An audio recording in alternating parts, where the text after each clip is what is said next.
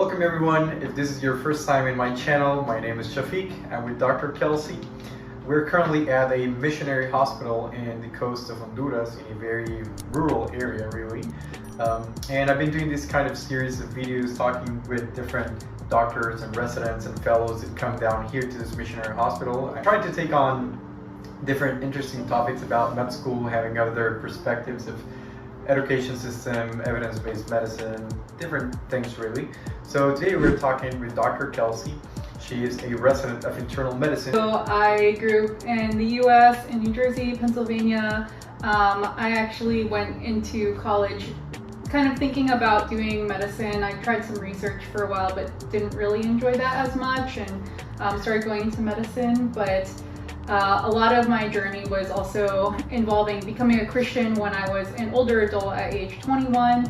And so really thinking about, what was my initial plan for my life versus what was God's plan for my life, and reevaluating if medicine was still a calling.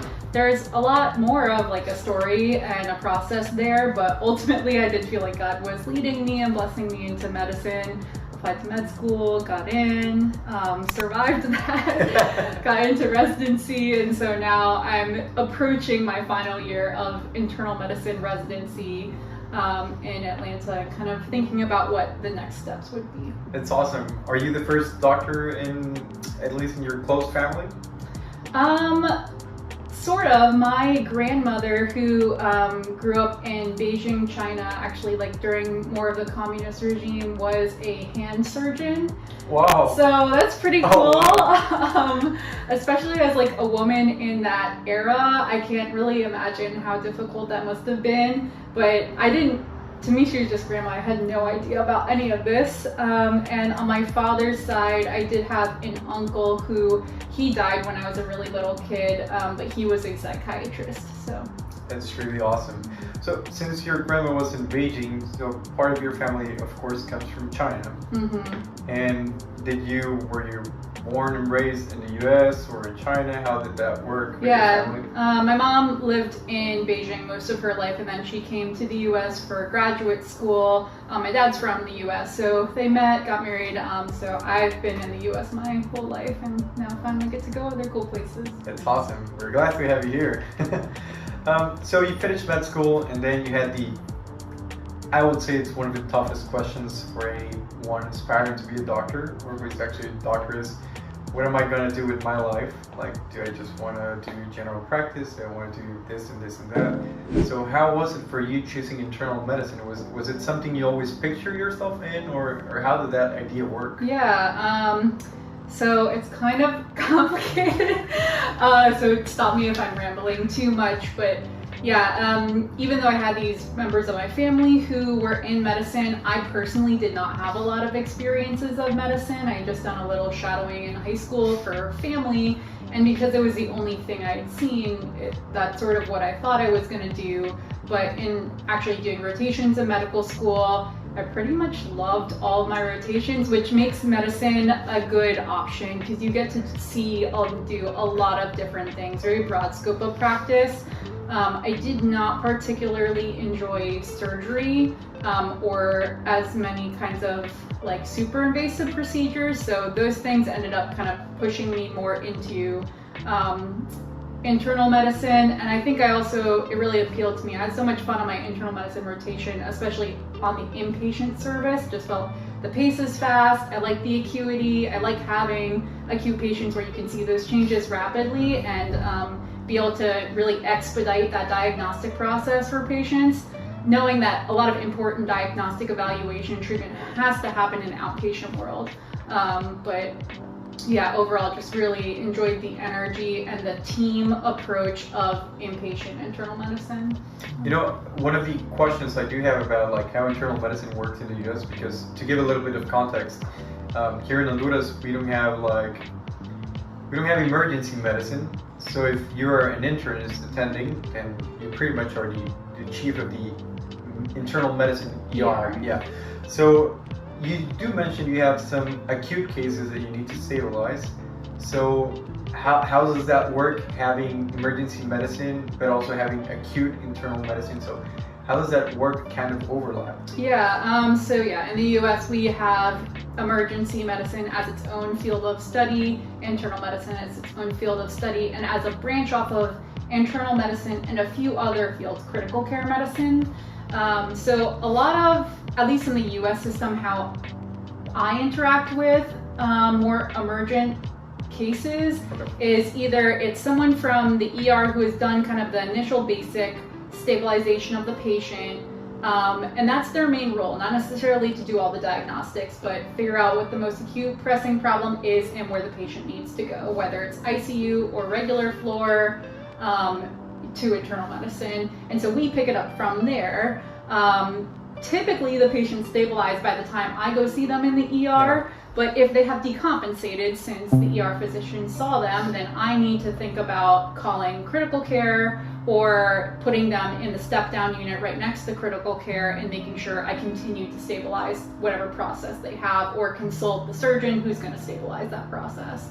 Or we'll also, my other interactions with emergencies are like admitted patients who, low or high acuity, may just develop something new as a result of their disease, or something that was just bad timing, and have to manage those things like stroke alerts on the floor, STEMIs on the floor, pulmonary embolisms, or destabilization of a clot that they already had a complication of a procedure that had gone on earlier in the hospitalization, whatever it may be. Cardioversion. Yes, exactly, and running codes. And then also for internal medicine, we will rotate through critical care every year, days and night shifts as well, which I have enjoyed quite a lot. Yeah. So with that, then, you know, everyone's acutely ill all the time and you're just running around trying to keep everyone going until morning. I mean, in an ideal world, everything could be stabilized in the ER, but sometimes patients just change. Like, you think they're gonna get better on their nebs and their Solumedrol and their magnesium bolus, but they continue to have respiratory decompensation. Like, there's been times where I had to call critical care to intubate my patient in the ER for asthma exacerbation. Or this person is like, oh, they initially perked up from their sepsis bolus that the ER doc gave them, and like, it just wasn't enough. So by the time I'm evaluating, oh, they're hypotensive again, and like, actually I think we need a little bit of like Levofed while we like buy time for the antibiotics to really kick in. So yeah, plus the stroke alerts and rapid responses. Hopefully not too many on the same day, so that the team doesn't have to get split up all over the hospital. Yeah, I can imagine. And as residents, of course, we have med students and interns that are kind of shadowing you and helping as well, right? Yeah, I mean, for us, what we call an intern is the same thing as a first year internal medicine resident. So, you know, at this point, I'm only 1 year their senior. So the traditional model in most programs will be every inpatient team has 2 first-year residents and then 1 second-year or third-year resident overseeing them.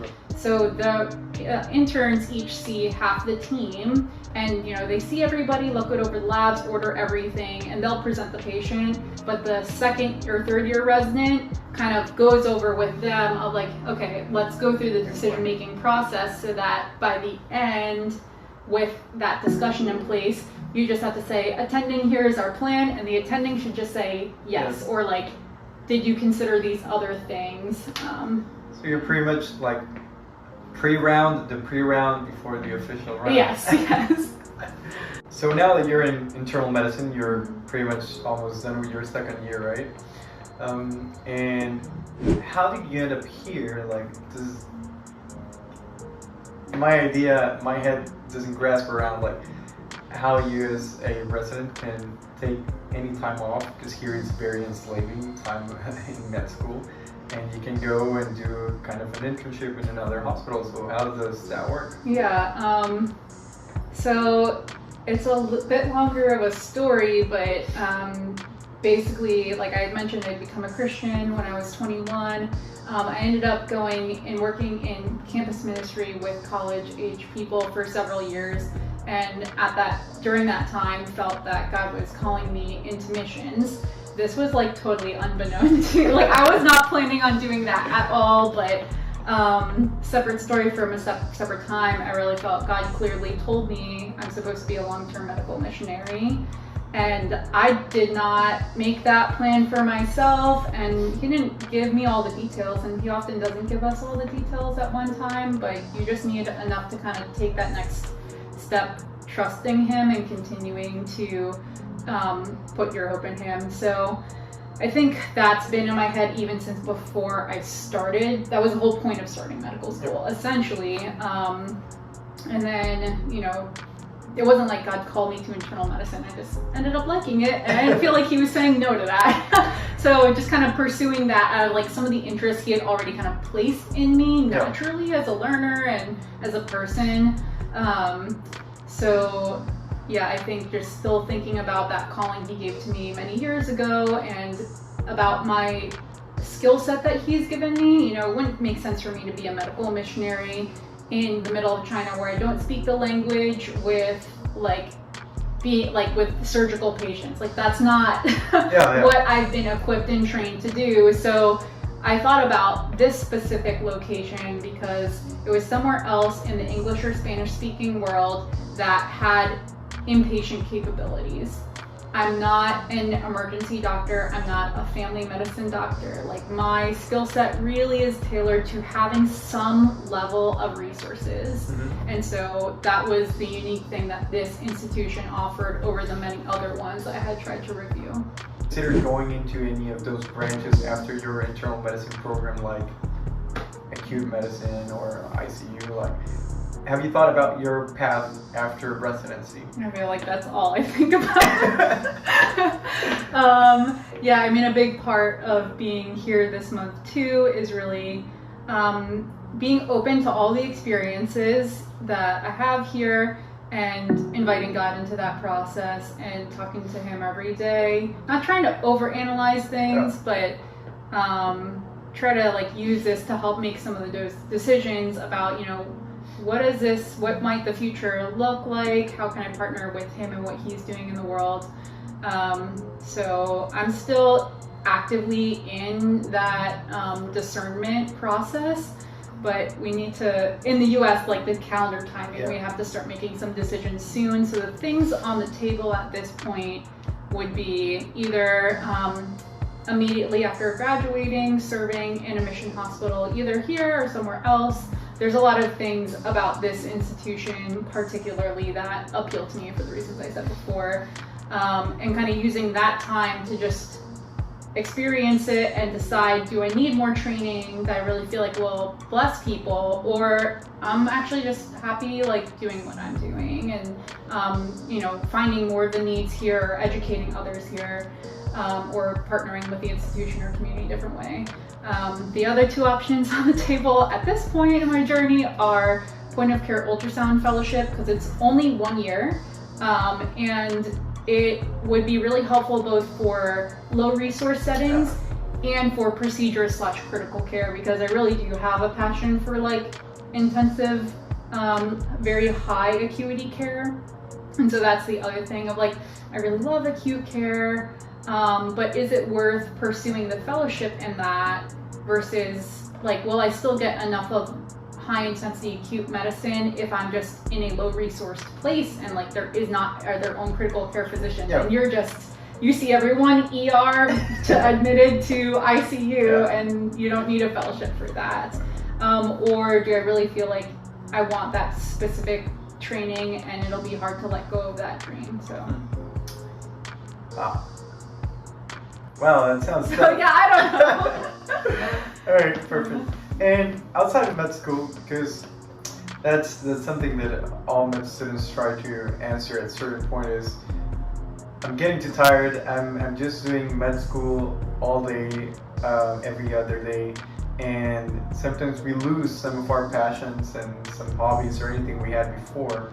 Did you have any hobbies before med school or stuff that you have kept pursuing, like music, art, or just being an adventurous person? Like, can you talk about that? I mean, yeah, all of the above, because you know me at this point, but I think one thing that God really blessed me in was before med school, just the practice of like resting on the Sabbath unto Him. And so I continued to do that every single, day, once a week in med school, I would go to church and do no additional homeworky kind of thing. No studying on that day, no flashcards on that day. And I didn't miss a single one, even if there was a test on Monday. And I'm really grateful for that. It's obviously hard to try to give it up, but I think that really helped me continue to enjoy leisure time with the Lord. And also there's probably just like a lot of continued practice and diligence in resting that if I didn't have that, I think I would have gotten a lot burnt out very quickly. And then I think there's just like, because of like my belief that God has created all of us in his image, and he like has created this beautiful world for us to explore and delight in. It's just important for me to like continue pursuing music and like just exploring nature and stuff, for my own sanity, but also to like give him glory, So yeah, I have continued to play music for church or weddings or whatever it is, try to work with other musicians. I think I've picked up, my first couple years of med school were pretty lonely. I had some friends and roommates, but not a super lot, and they all had significant others, so I felt often that it was kind of just me. And I was like, well, I can sit here like being sad and study, or I can like go and do something.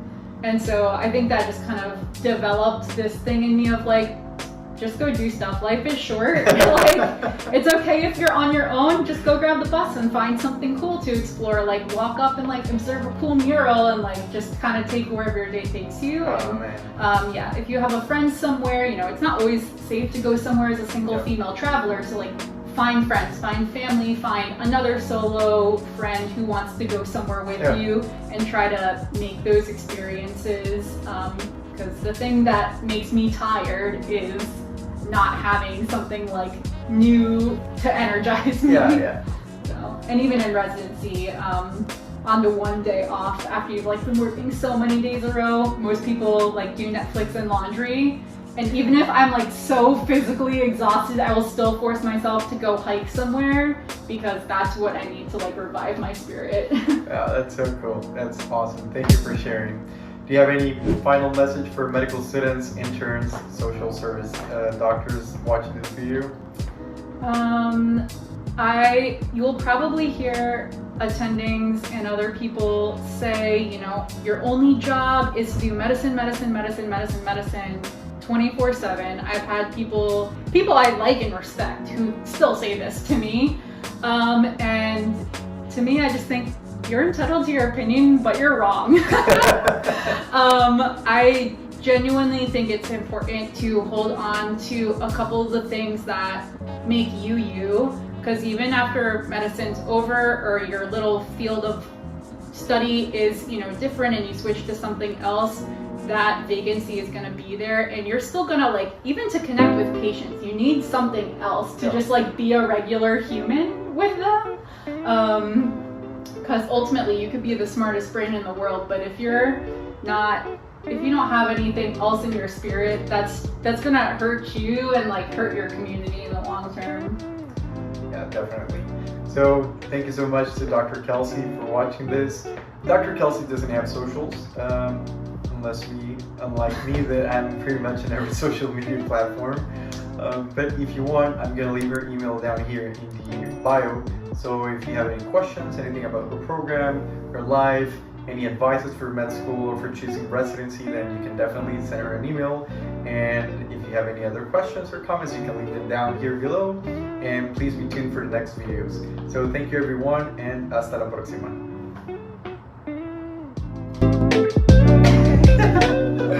Oh, that was so good. Thank you so much. Yeah.